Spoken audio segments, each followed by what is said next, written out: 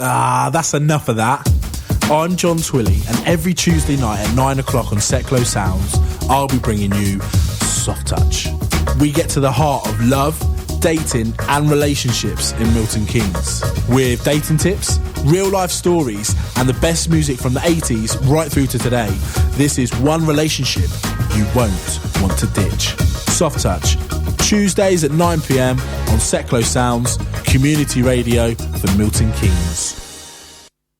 See, when he says, the best music from the 80s, does he mean the birthday party in that show?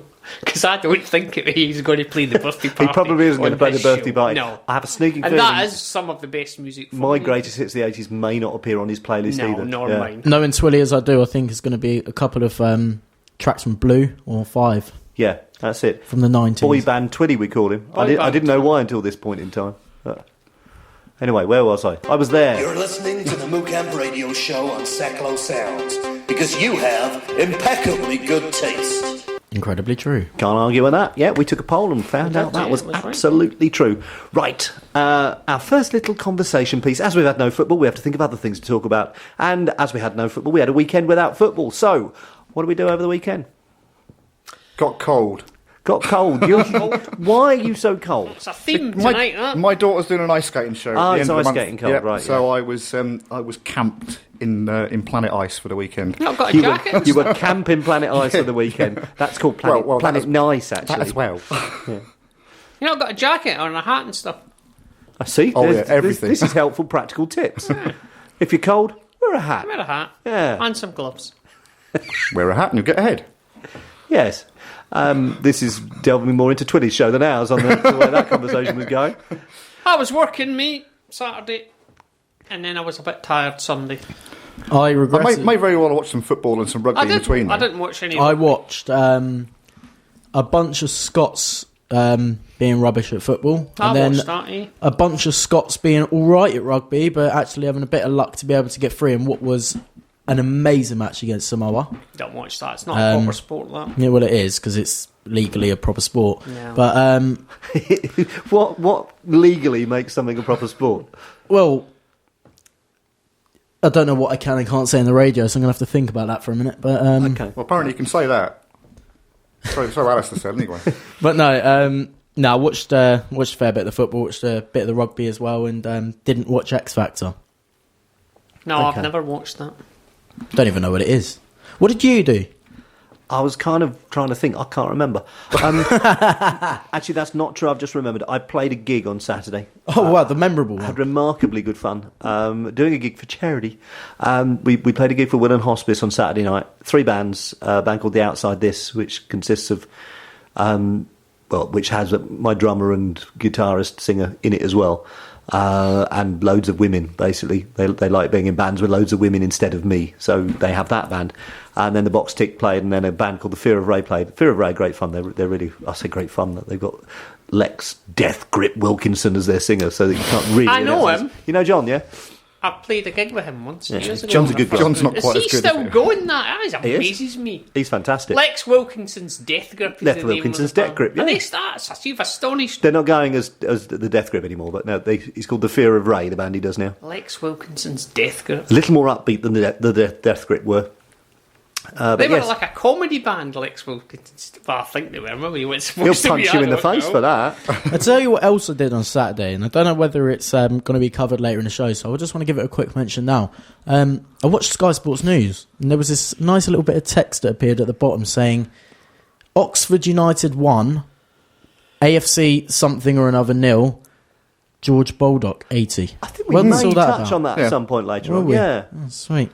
It may I just thought it was... I know we'll touch on it again later on, but just before I forget, I just thought it was very, very, very pleasant that a couple of days after their beloved anniversary of the year before, a Franny goes and takes 3 points off him. It's weird. I do genuinely think you're the only person who tracked that anniversary. Because we, the rest of us, what do we call it? What's it called? On the website. What do we call it? No, that thing that we have. On the website? Yeah. On the right, the Armitage Shanks Memorial Clock. Armitage Shanks Memorial Clock ticked over its first year. Really? Halfway through last week's show. Oh, right, okay. Yeah. So it now stands. The Armitage Shanks Memorial. That's really difficult to say today. Armitage Shanks Memorial Clock. Yeah, all right. This isn't really difficult to say. I can't find there's. That was quite ironic coming from the person that finds words very hard to say. Yeah, that's me. Armitage. Oh, it is here. Okay, right. Hang on a second. Let me just try this quickly. And that one. Armitage Shanks. Armitage Shanks. They still haven't sent me a toilet, but I reckon they ought to at some point. Just to confirm, the Armitage Shanks Memorial Clock says that it has now been 371 days, 23 hours, 50 minutes and 48 seconds since anyone took a crap on the floor in the boycott end. We need to draw them again in something. It's getting quite boring now, isn't it? It is, yeah. I mean, it's almost like it serves no purpose whatsoever. Yeah. We did thrash and 1-1 last week in a youth game. We thrashed and 1-1. That was good. Ooh. Knocking things. Yeah, so, all right, weekend. Anything else we need to talk about? No. No? Shall we move on? Yes. Yeah. Let's move on. Right, coming up in the next section of the show, we're Excuse going me, to... You were ready. I was, yeah, rehearsing it. He's got a nice little grin on his face. That's never happened before. You've thrown me now, right? Ah, good, yeah. Go! And action. In this section of the show, we're going to wax lyrically about the full international debut of our very own Dele Alli, even if that means I might have to mention that country that he plays for. We'll hear another wonderful terrace chant from the pen and mouth of our very own tune meister, young Albie, and we'll hear more from you. And I see I was too good to last. If any of you are bored to text or tweet in, and frankly I'm not sure I could be any more excited. I sound excited, don't I? You do sound excited, yeah.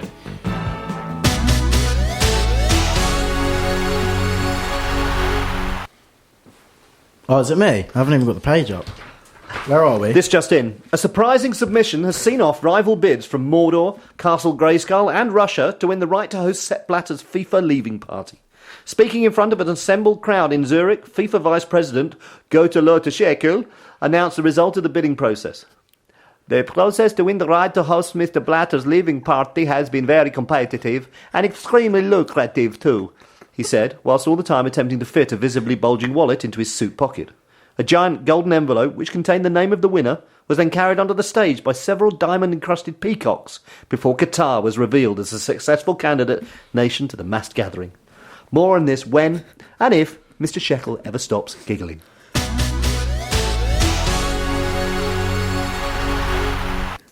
Okay, you can contact us by being more shocked that FIFA actually has an ethics committee than you would be if you were plugged into the national grid, or alternatively, you can use more conventional methods. You can contact us on Facebook, and we're at facebook.com/the MooCamp. You can tweet us using the hashtag the MooCamp during the show. You can email radio@moocamp.com. You can text 80085, but remember to start your message with "in cash, in a brown paper bag, Scratchwood Services, Friday 8 p.m, all right," or else it won't reach us. Or you can text direct to the studio on 07848 930 396. It's as if Scylla never died. Oh, God. Johnny Eiderdown from West Bletchley wants to know what we've been doing with his mum and why she won't let him look at at her phone. Kevin from Bath has texted in to ask whether we at the MooCamp Radio Show shed a tear or not when Dele came onto the pitch, as he did, and he's not ashamed to admit it either. Stan from Kent's Hill has texted in to say that he's excited we'll be playing again at the weekend and he'll probably won't sleep until then. He also admits that he has he's an insomniac. Easy for me to say. Bayo from KT1 has texted in saying, "If you had one by the ground, I'd be there in a flash, bruv, innit?" Which, in our opinion, shows poor planning, and Stan from Kent's Hill has just texted back in saying, "Yeah, only 7 more sleeps until Christmas." I get it, yeah. It's kind of, yeah, it's actually very funny. All back in comedy, that was. Couple of quick bits. Camden Paul has tweeted in to say, is it true that Dean Lewington has stated that he wouldn't sign to AFC for a house full of Factor 50 suntan lotion? And Matt Lazenby said, or that Darren Potter would require the keys to the city of Manchester. Oh, not sure if I get that.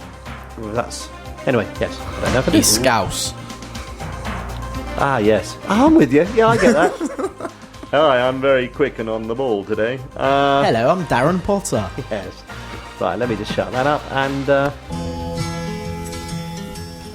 We're going a cappella. We're not going to introduce I it know. today. We're just going to jump straight in with a tune. Oh, Benavente, he scored against Didcot Town. Oh, Benavente, he thinks that we'll stay up. Oh, Benavente, he's Spanish.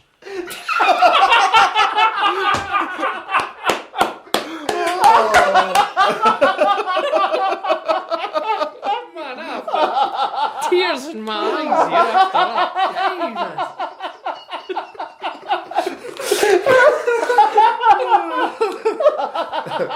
Ladies and gentlemen, your radios are now broken. I thank you. Little girl.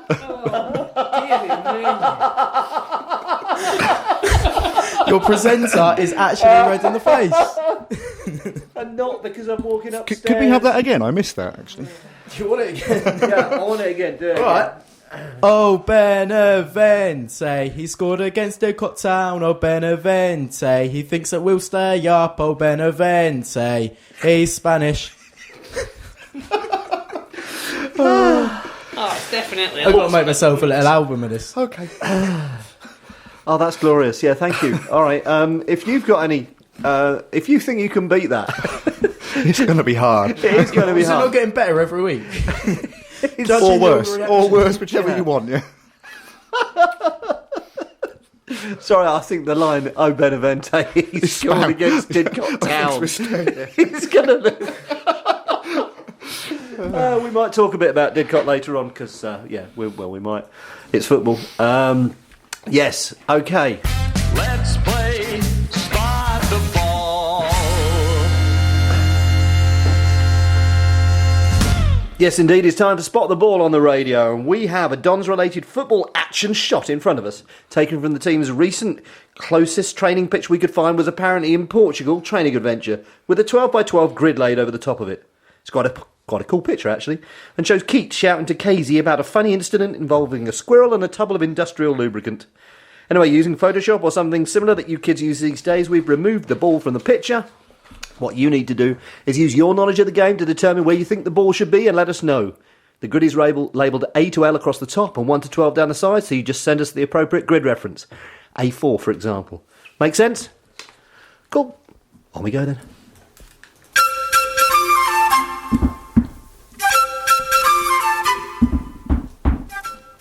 Okay, quick recap. The first 2 clues I've given you so far, you've had. Clue 1, you're correct, Mr. Balls, but the box is full without you, I'm afraid. Clue number 2 again was woof woof, it's cedar, not birch that you're looking for. And your third clue this evening is the ones in the house weighed heavy on you initially, Lord Sugar. So, keep your guessing coming in via the usual channels. Lots of clues already on this one. We've just Greg Scott has tweeted to say first time he's listened, but that's Albie's best contribution to the show ever. Who said that? Greg Scott. Thanks, Greg. Do we know Greg? No, but he sounds like a Radio 1 DJ. If I could just say hashtag it in tears. Shall we? Your work here is done, my First time he's listened, and that's First his time he best listened, that's the best he's contribution. ever done. You can't argue with that. That makes sense to me. Yep. Okay, right. You either like this bit or you don't. We don't care because we really We like like this bit. We love it. It's the franchise.